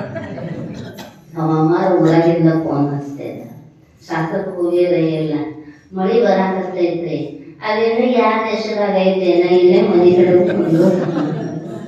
ಯಾಕಂದ್ರೆ ದಿನ ಫೋನ್ ಹಚ್ಚೋದ ಆ ಟೈಮಿಗೆ, ಹೋದರೆ ಇಲ್ಲ, ಗಾಳಿ ಭಾಳ ಐತ್ರಿ, ಮಳೆ ಭಾಳ ಐತ್ರಿ, ಥಂಡಿ ಭಾಳ ಐತ್ರಿ. ಅವ್ರ ಹಂಗ ದಿನ ಬೈದು ಕಳಿಸಿ ನಮ್ಮ ಪೂಜಾರಿ ಬಸ್ಸನ್ನ ಒಬ್ಬ ಕಾಡೇಶಿ ಇವತ್ತು ಹುಡುಗ ಸಾಕತೈತಿ, ಅವಾರ ಬರೋದಿಲ್ಲ ನಾ ಹೋಗತ್ತಿದ್ದಿದ್ದಿಲ್ಲ. ಹಂಗ ಅಂದ ಆಮೇಲೆ ನನಗೂ ಅಸಹ್ಯ ಅನ್ಸಾಕತ್ತು. ಇದ್ದಿದ್ಕ ಶಾಸ್ತ್ರ ಹೇಳೋದು ಬಿಟ್ಟು ಕೇಳೋರಿಗೆ ಹೆಂಗ ಶ್ರದ್ಧಾ ಬರ್ತೈತಿ ಅಂದ ಅನ್ನೋದಕ್ಕ ನಾ ಶಾಸ್ತ್ರಕ್ಕೆ ಹೋಗೋದಕ್ಕ ನಮ್ಮವ್ರು ಇವತ್ತು ನಮ್ಮ ಮಾತು ಸುಳ್ಳು ಮಾಡ್ಯಾರೋ ಅಂತ ಅಂತಿದ್ ನಾವ. ಅಂದ್ರ ನಮಗೆ ಮಾತುಗಳು ಹೆಂಗ ಆಗ್ತಾವ ಅಂದ್ರ ಸ್ವಲ್ಪ ಧೈರ್ಯವನ್ನ ತುಂಬುತ್ತಾವ. ಮೊದಲು ಆರಂಭದೊಳಗ ಅನ್ನಿಸ್ತೈತಿ ನೆಪ ನಾವು ತೆಗೆದವ್ರ ಅದೇವಿ, ಆದ್ರ ಅದ್ರ ರುಚಿ ಹತ್ತೆ ಅದರದ ಅನುಸಂಧಾನ ಆರಂಭ ಆಗುವವರೆಗೂ ಇವತ್ತು ಎಂಥ ಮಳೆ ಐತಂದ್ರು ಅವರ ಬ್ಯಾಡಕ್ಕೆ ಫೋನ್ ಹಚ್ಚಿದ್ರು ನಾ ಮಳೆಯಾಗಾರೆ ಮಠಕ್ಕೆ ಹೋಗತ್ತಾನ. ಅದಕ್ಕ ಮಹಾಲಿಂಗರಂಗ ಹೇಳಿದ್ರು, ಕೇಳತೊಡಗಿದ ಬಳಿಕ ಬಿಡದ ಲೋಲ ಪ್ರೌಢೆಯ ತೆರದೆನಿಗಿನ ಆಸಕ್ತಿಯಾಗಿವುದು. ಶಾಸ್ತ್ರದ ಅಭಿರುಚಿ ಅನ್ನುವಂಥದ್ದು ಅಷ್ಟು ಶ್ರೇಷ್ಠ. ಒಂದು ಸಲ ಪ್ರಯತ್ನ ಮಾಡಿ ನಾವು ಅದರೊಳಗೆ ಪ್ರವೇಶ ಆದೇವಿ ಅಂದ್ರ ಎಂಥದೇ ಪ್ರಸಂಗಗಳು ಬಂದರೂ ಅದರಿಂದ ಹಿಮ್ಮೆಟ್ಟುವಂತಹ ಮಾತು ಬರೋದಲ್ಲ. ಇನ್ನು ಗುರುಗಳ ಒಂದು ಕೃಪಾ, ಶಿವಾನಂದ ಪುರ ಆಶೀರ್ವಾದ, ಎಲ್ಲ ಮಹಾತ್ಮರ ಕರುಣೆಯಿಂದ ಇಷ್ಟು ಶಾಸ್ತ್ರ ಚಿಂತನೆ ಅನ್ನುವಂಥದ್ದು. ನೀವೆಲ್ಲ ಬಹಳ ಶಾಸ್ತ್ರಗಳು ಶನದಿರಿ. ಯಾಕಂದ್ರ ದೊಡ್ಡ ಮಹಾತ್ಮರಿಂದ ಮಹಾದೇವಪ್ಪಗಳಂತೂ ಒಂದು 50 ವರ್ಷ ಆಯ್ತು ಊರಿಗೆ ಬರಕತ್ತೆ. ಮತ್ತೆಲ್ಲ ಮಹಾತ್ಮರಿಂದ ಉಪದೇಶವನ್ನ ಕೇಳಿದವರು, ಇದೆಲ್ಲ ದಿನ ಆನ್ಲೈನ್ ಶಾಸ್ತ್ರಾನುಸಂಧಾನ ಮಾಡೋರು, ಮತ್ತು ಹೇಳಿ ಕೇಳೋದ್ರೊಳಗೆ ಆಗ್ತಿರ್ತಾವ. ಸಹಜ ಎಲ್ಲರೇ ಏನಾರ ಲಕ್ಷಣಗಳ ವ್ಯತ್ಯಾಸ ಇರ್ತಾವೆ, ಅಥವಾ ಇನ್ನೊಂದಿಷ್ಟು ಏನಾರ ಉಳಿದಿರ್ತೈತೆ ಅದರೊಳಗೆ. ಆದ್ರೆ ಹಂಸಕ್ಷೀರ ನ್ಯಾಯದಂತೆ ಆ ಶಾಸ್ತ್ರವನ್ನ ತಾವು ಸ್ವೀಕಾರ ಮಾಡಬೇಕು. ಏನಾದ್ರೂ ದೋಷಗಳಾಗಿದ್ದು ಅಂದ್ರೆ ಬರ್ತದೆ ಮತ್ತು ಮುಂದಿನ ವರ್ಷ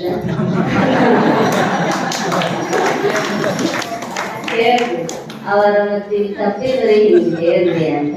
ಯಾಕಂದ್ರೆ ಪ್ರತಿನಿತ್ಯವೂ ಕೂಡ ನಮ್ಮ ಜೀವನ ಕಲಿಕೆಯೇ.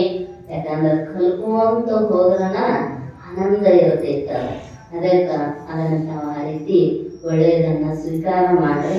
ಒಮ್ಮೆ ಯಾರಿಗಾರ ಸಂಸಿರಬಹುದು ಮಾತುಗಳ ಕೇಳುವಾಗ ಏನಾರ ಆಗಿರ್ತಾವ, ಅವ ಏನ್ ಅನ್ನಿಸಿದ್ರ ನನಗ ಕಳ್ಳಿದ್ರು ಹೇಳ್ತಾ ಈ ಶಾಸ್ತ್ರ ಚಿಂತನೆ ನಾಳೆಂತೂ ಬೆಳಿಗ್ಗೆ ಜೊತೆಯ ಸ್ನೇಹಿತಿ. ಇವತ್ತಿನಿಂದ ಶಾಸ್ತ್ರ ಚಿಂತನೆ, ಬೆಳಗಿನ ಶಾಸ್ತ್ರ ಚಿಂತನೆ ಇವತ್ತಿಗೆ ಮಂಗಲ ಮತ್ತು ಸಾಯಂಕಾಲದಿಂದ ನಾಳೆ ಅಚಿನ ಚರಿತ್ರೆಯ ಅನುಸಂಧಾನದೊಂದಿಗೆ ಈ ವರ್ಷದ ಶ್ರಾವಣ ಮಾಸ ಮುಕ್ತಾಯ ಆಗ್ತೈತೆ. ಅದನ್ನಿಂದೊಂದು ಸತತ ಚಿಂತನೆ ಇರ್ತೈತೆ. ಮುಗಿತು ಅನ್ನುವಂಗೇನು, ನಾವು ಹೋಗೋ ಸಲುವಾಗಿ ಮುಗಿಸೋದಷ್ಟ, ಮಾತಾಡ ದಿನ ರೂಢಿನ ಇರ್ತೈತೆ. ತಮ್ಮೆಲ್ಲರಿಗೂ ಮತ್ತೊಮ್ಮೆ ಧನ್ಯವಾದಗಳನ್ನು ಸಮರ್ಪಿಸಿ ನನ್ನೆರಡು ಅರವೇರಿದವಾಗಲು ಪುಷ್ಪಗಳನ್ನು ಜಗದ್ಗುರು ಶಿವಾನಂದರ ಚರಣ ಸನ್ನಿಧಿಗೆ ಸಮರ್ಪಿಸಿ ಹರವು ತತ್ಸ.